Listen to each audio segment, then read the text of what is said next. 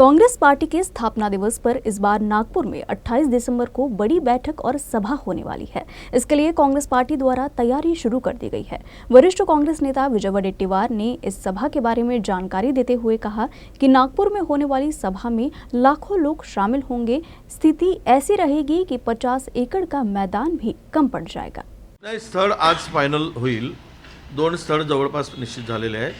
त्या 2 मधून एक स्थळवर आता काम सुरू होईल। आम्ही 2 स्थळांची परवानगी घेतलेली आहे आणि 2 पैकी एका स्थळावर पार्किंगची व्यवस्था वगैरे सगळं बघून काम सुरू होईल आणि मला वाटतं की ही मोठी सभा होईल। स्थापना दिवस आहे काँग्रेसचा। सर्व आमचे शीर्षस्थ नेते येणार आहेत।